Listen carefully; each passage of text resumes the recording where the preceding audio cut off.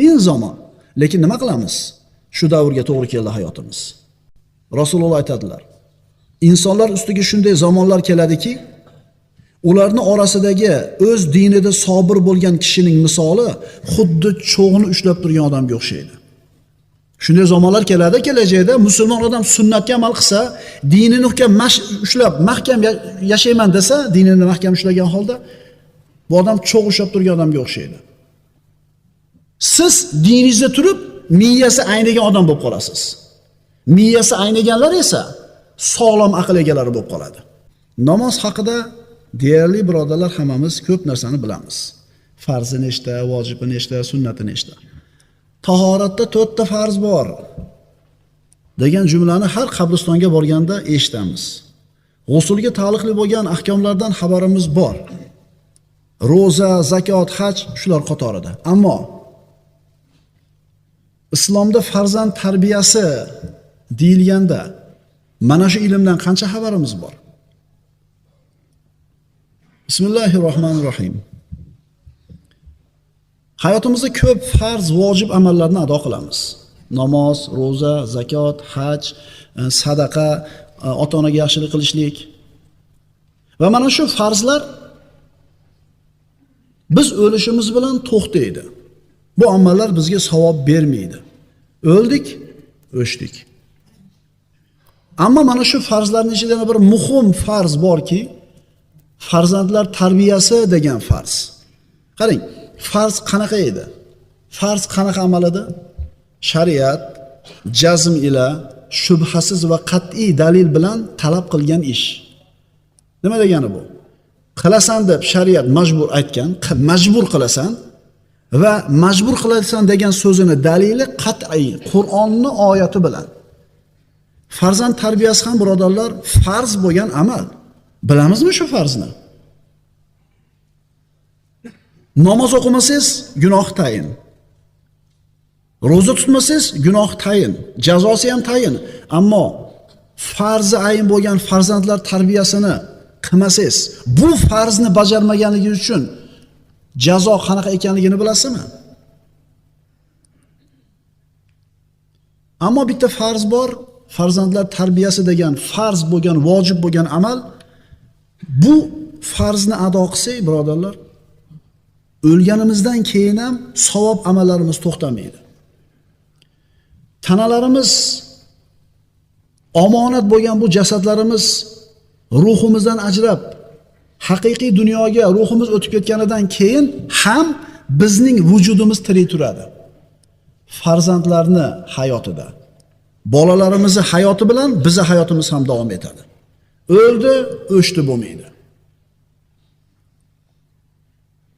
Musulmonlarning hayotidagi eng muhim va eng xatarli ish farzandlar tarbiyasi.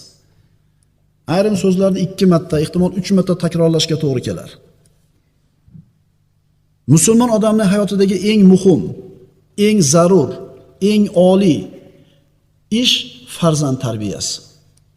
Agar bu farzandlar tarbiyasini muhmal tashlab qo'ysak, e'tibor qilmasak, oqibat juda bir xunuk bo'ladi. Musulmon odam hozirgi kunda o'ng tomonga qaraydi, chap tomonga qaraydi. Uni dinini, uni axloqini buzishlikka sarf qilinayotgan kuchlar, diniga dushman bo'lib turgan toifalarning ko'pligidan o'zini zaif his qiladi. Qo'lidan hech narsa kelmaydiganga o'xshab ko'rinadi. Ammo qo'lida bitta narsa bor. Bu shunday narsaki, bu agar shuni uddasidan o'ta olsa, bu kuchlarda hammasiga qarshi tura oladi. Bu farzand tarbiyasi. Agar odam o'ldi, o'chdi bo'lib ketishni xohlamasa, farzandini tarbiya qilsin. Endi kimdir aytishi mumkin. Bu to'g'ri, shu yaxshi narsa qilish kerak, ammo to'siq juda ham ko'p. Muhit chatoq, atrof muhit aynigan, odamlar dindan uzoq bo'lib ketgan, tushunchalarni g'arbdan, sharqdan olib, boring, o'zingizga nasihat qiling deydi, biror gapirsangiz. Tushunchani qayerdan oldi shuni? Qayerdan oldi shu tushunchani? Boring, bolangizga nasihat qiling deydi. Spokojniy turadi, ya'ni uverenniy turadi hali bola. Bolangizga nasihat qiling, boring deydi. Sizlar davringlarda shunaqamidi? Otalar, unaqa emas edi. Nimaga? tushunchalarda har yoqda olmas edik. Ota-onalarimizdan olar edik, opa-odalar, katta bo'larimizdan olar edik. Kattalar gap qaytarib bo'lmaydi, yomon bo'ladi. Shu tushuncha bilan qarang, dinni zo'r bilmasa ham yomon bo'ladigan gap bilan zo'r narsalarni o'rgatgan. Hozirgilarchi? Ha, qiyin zamon. Lekin nima qilamiz? Shu davrga to'g'ri keldi hayotimiz.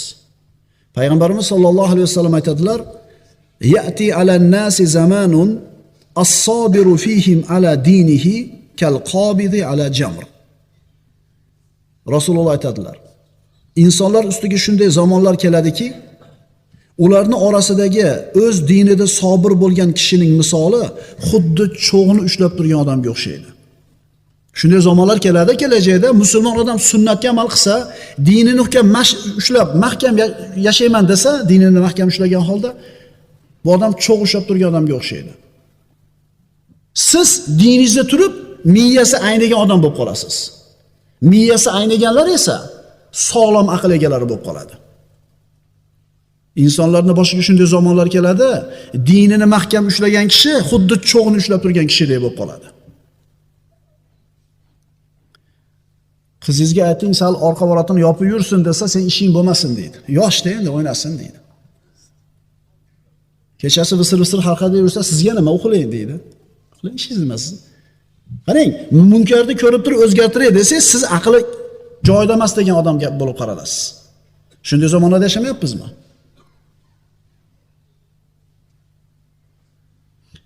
Akasi kasal, singlisi kasal, unga pul sarflamaydi, ammo qator mashinaga nima qiladi?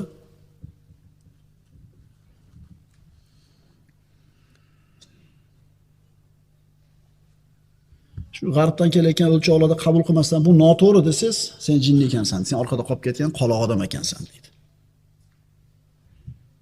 Inson o'zini qachon baxtli, saodatli hisoblaydi? Qachoniki farzandingiz siz xohlagandek inson bo'lib yetishsa. O'g'lingizdir, qizingizdir, siz xohlagandek inson bo'lib yetishdi.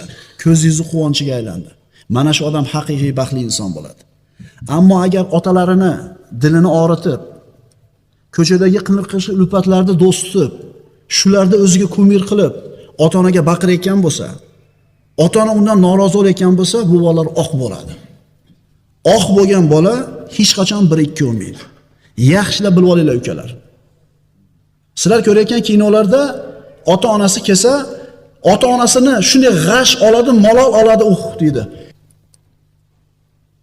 Otam keldi, onam keldi, yugurib borishlariga g'ash keladi. Shu tushunchalarni olib qolmanglar. Chunki sizlarning vujudlarda sababi mana shu otanglar. Sizlarning oq bo'lishinglar yoki dunyoda bir saodatli bo'lishinglar ularning roziligi orqali bo'ladi. Ota-onasi bilan yashashlik ayb ularda. Bilasizlar? 30 ga kirgan otang bilan yashayapsanmi deydi. Onqiring. Qanday yashay? Tashab ketaymi senlarga o'xshab? Yo'q, bularda shunandaqa. Albatta inson farzandi u xohlagandek inson bo'lib yetishi bu oson ish emas. Qiyin ish. Ammo musulmon odam hayotida o'zini farzandini tarbiya qilishdan ko'ra muhimroq ish yo'q u uchun. Va ishonaveringlar, imoratingizdan muhim, ko'chadagi odamlar orasidagi hurmatingizdan muhim, karyerangizdan muhim, biznesingizdan muhim agar aqlingiz yetsa. Va bu ish shunaqa ishki, juda bir uzoq vaqt talab qiladi. 5 kun, 6 kunda ikkita masalani eshitib qo'ysangiz bo'ldi, yaxshi bo'lib qoldi demang. Bitta nok necha yilda meva beradi, amakilar? Ana 14 yil, 15 yil. Bitta nokni mevasini uchun 14 yil parvarish qilish kerak bo'lsa, bitta farzandni bir mevasini, yaxshi inson degan mevasini ko'rishlik uchun qancha mehnat qilish kerak? Biz-chi yana ham tashab qo'yapmiz, bolalar katta bo'lib qolishyapti. Qara, katta bo'lib qopti, maktabga boradigan bo'lib qopti. Alloh, bolasi 7 ga kirguncha bilmabdi katta bo'layotganini, demak ishi ham bo'lmagan.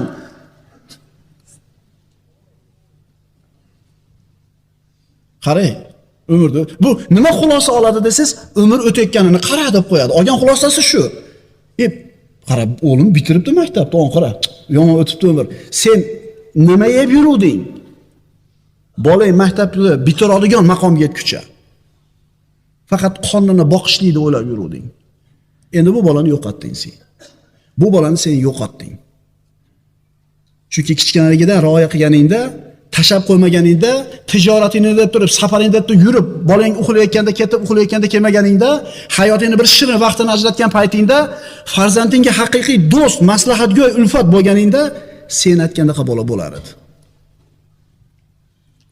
Farzandlar kishining davomi, uning qalbining mevasi, vujudining davomchilari. Fahmda, kamolda, jamiyatdagi tutgan o'rnida, tijoratida, ilm darajasida katta yutuqqa, katta bir natijaga erishgan odamlar bor. Boy badavlat, olim, akademik yoki qandaydir mansabi katta, ammo bu odamlar farzandlarini yo'qotib qo'yganligi sababli, farzandlari bu otalari xohlagandek inson bo'lmaganligi sababli baxtsizlikni his qiladi. Farzand yoshlik chog'ida ota-onasidan nimaga muhtoj bo'ladi? Juda ko'p vaqt ajratishga, juda bir katta kuch sarflashlikka, nasihatga, ko'rsatmaga, ko'p kuch sarflashlikka muhtoj bo'ladi. 24 soat bor bir sutkasiga. Bir haftasiga 168 soat bor. Mana shu 168 soatni ichida necha soat farzandlaringizga xos ajratib o'tirdingiz mashhadda? O'zingizga savol bering-da.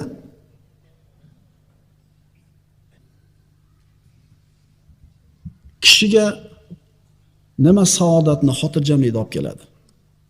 Agar farzanding sen xohlagandek ulg'aygan bo'lsa, dinda bo'lsa, axloqi joyida bo'lsa, ilm, ma'rifatda bir natijaga erishgan bo'lsa, albatta inson buni ko'rib ko'zi quvonadi.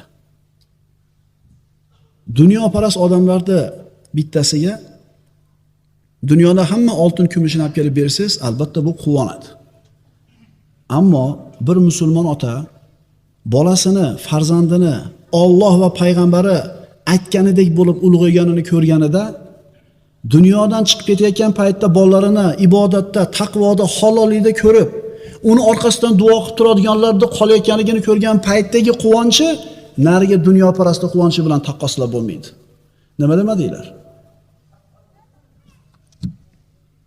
Kimdir aytishi mumkin. Xo'p, bu yaxshi gaplar. Nima qilish kerak endi? Agar haqiqatan biz farzandlarimiz bizni vujudimizda davomchilari bo'lishini xohlasak, chindan ham orqamizda duo qilib qolishini xohlasak, birodarlar, yengdishmalaylik. Chunki rosmona mehnat qilish kerak buning uchun va uzoq mehnat qilishlik kerak buning uchun. Chunki biz so'rayotgan narsa katta narsa. Biz ulug' narsani so'rayapmiz. Farzand tarbiyasini mukofoti faqat oxiratga olib qo'ymadi Alloh taolo. Dunyoda o'zida ham olasan mukofotini, oxiratda ham olasan. Endi farzand tarbiyasini tashab qo'ydingmi? Tarbiya bermadingmi? Buni jazosini dunyoda ham olasan, oxiratda ham olasan. Farzand Alloh taoloni inson bolasiga bergan eng ulug' ne'mati. Eng ulug' ne'mati. Allohning hadiyasi. Hadiya qilib qo'ydi. Dalil bor. Astagfiru billah va wahabna lahu ishaqa va yaqub kullan hadayna. Unga, Ibrohimga farzandlari Ishoq va Yaqubni hadiya etdik. Demak, farzand nima ekan? Allohning bergan hadiyasi ekan. Allohning hadiyasi. Qo'limizdagi eng qimmatli narsa. U biz uni otasimiz, u bizni bolamiz. Bizni rioyamizga muhtoj. Unga infoq ihson qilishimizga muhtoj. Yo'l ko'rsatishimizga muhtoj. Allohni tanitishimizga muhtoj. Ha, infoq qilyapmiz. Ammo nasihat qilmayapmiz. Allohni tanitmayapmiz.